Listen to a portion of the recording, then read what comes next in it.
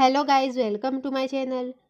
Episode की शुरुआत किशोर से होती है। वो अपने कमरे में परेशान होता है। वो सुरभि को फ़ोन लगाता है और देखता है कि उसका फ़ोन तो स्विच ऑफ आ रहा है। वो आश्चर्य होता है कि वो कहाँ है और उसे किससे संपर्क करना चाहिए। वो सोचता है कि सुरभि कभी भी अपना फ़ोन बंद नहीं करती है और आश्चर्य करता है कि क्या ताई कुछ कर रही है। उसे उम्मीद है कि सुरभि सेफ है। बाद में प्यारे कार्तिक को बताने के लिए उतावला होता है और फिर उसे बर्बाद होते हुए देखना चाहता है। इतना भोला और अज्ञानी होने के कारण ताई उसे फटकारती है और ताना मारती है। ताई कहती है कि अगर वो कार्तिक को बताएगा तो वो उन पर ही शक करेगा। फिर ताई कागजात निकालती है और उसके चेहरे पर एक दृढ़ भाव रहता है।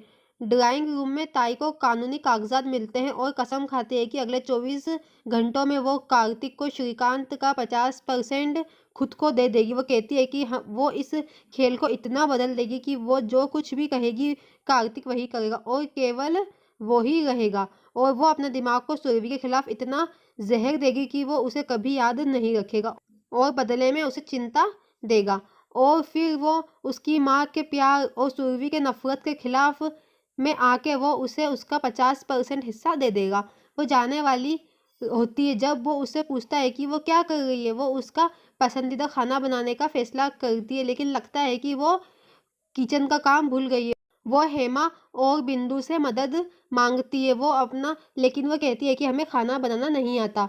फिर वो अपना काम जारी रखती है। तभी कार्तिक नीचे आता है और फिर मंदिर को देखता है। वो सुरभि को याद करता है और सोचता है कि उसने उसे एक बार भी फ़ोन नहीं किया और अगर उसने ऐसा नहीं किया तो भी वो कम से कम माफ़ी मांग सकती थी।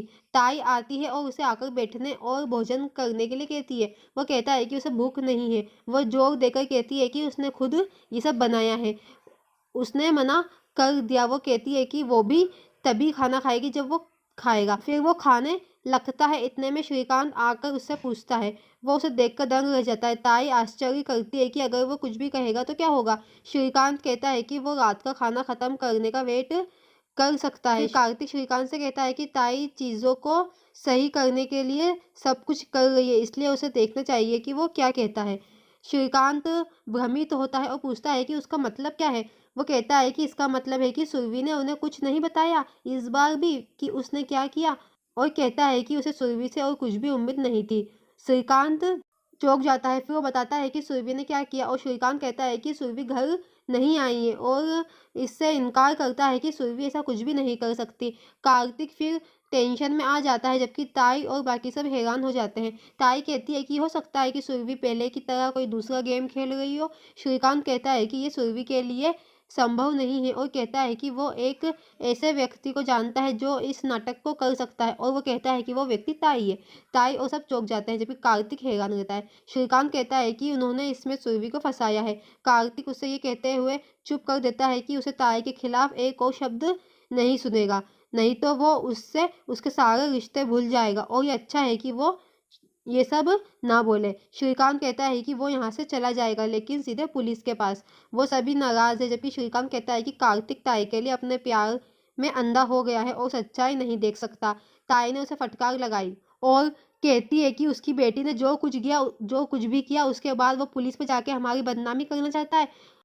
कार्तिक कहता है कि वो अगले 24 घंटों में सुरभि को ढूंढ देगा। श्रीकांत कहता है कि अगर वो नहीं मिली तो क्या। वो कहता है कि वो फिर खुद पुलिस के पास जाएगा और रिपोर्ट दर्ज करवाएगा। ताई आश्चर्य करती है कि उसने खुद को इस झंझट में डाल दिया है। बाद में ताई प्यारे के साथ उसी जगह पर जाती है जहाँ उन्होंने सुरभि को जीवित जलाया था और उसकी राख को राख कर दिया। वो निराश हो जाती है और प्यारे को याद दिलाती है कि 24 घंटे के बाद कार्तिक क्या करेगा और गुस्से में है। जब प्यारे ने सुझाव दिया कि अगर उन्हें पता चला तो क्या होगा, वो अपने आदमियों को इस जगह को साफ करने के लिए कहती है। तभी ताई का फ़ोन बजता है। कार्तिक ताई को फ़ोन करता है और उसे जल्दी से सीधे घर आने के लिए कहता है। वो चौंक जाती है और पूछती है कि क्यों। कार्तिक कहता है कि सच तो ये है कि उसे पूरा सच पता चल गया है और कहता है कि उसे सुरभि के बारे में कुछ इन्फॉर्मेशन मिली है।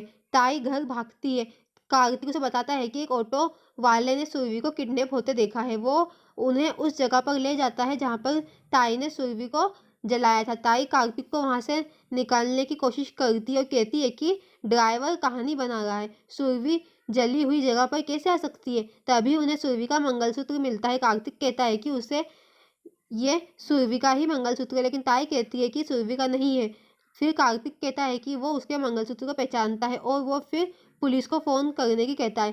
ताई डर जाती है और डर की वजह से बाहर चली जाती है, जहाँ उसे एक ऐसी लड़की दिखाई देती है जो बिल्कुल सुरभि जैसी दिखती है। वो उस लड़की का पीछा करती है जो वहाँ एक गाना शूट करती है। ताई सोचती है कि सुरभि उसे बेवकूफ़ नहीं बना सकती। डांस करने के बाद वो लड़की उसके कमरे में चली जाती है। ताई अंदर आती है और उसे धमकाती है, लेकिन लड़की उसे दूर धकेल देती है और चाकू निकाल लेती है। वो ताई से कहती है कि वो सुरभि नहीं है, वो है दुर्गा रानी। लड़की ताई से दूर रहने के लिए कहती है, नहीं तो वो अगली बार उस चाकू का इस्तेमाल करेगी। ताई अब डर जाती है। फिर वो बाहर आती है और वो एक लड़के से मिलती है। वो कहता है कि वो उसे जानता है और वो यहीं पे काम करता है। ताई उससे दुर्गा रानी के बारे में पूछती है। वो कहता है कि वो उसके लिए डांस करती है और उसे वो किसी गांव से लाया है।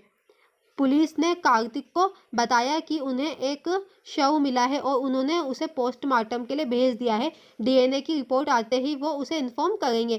फिर हवलदार आता है और उसे एक कपड़े का टुकड़ा मिलता है। कार्तिक उसे देखता है और पुलिस वाले को बताता है कि सुरभि ने आखिरी बार यही कपड़े पहने थे। फिर ताई सोचती है कि उसके पास कुछ टाइम है, इस टाइम के लिए वो दुर्गा रानी को सुरभि बना देगी और उसके पास और कुछ ऑप्शन नहीं है। फिर ताई दुर्गा रानी के पास जाती है और उससे सुरभि बनने के लिए कहती है, लेकिन दुर्गा रानी उसकी बात नहीं मानती है। ताई कहती है कि अगर वो उसकी बात मान लेगी तो वो उसे पैसों से मालामाल कर देगी और उसे सिर्फ कुछ दिनों के लिए सुरभि बनना होगा।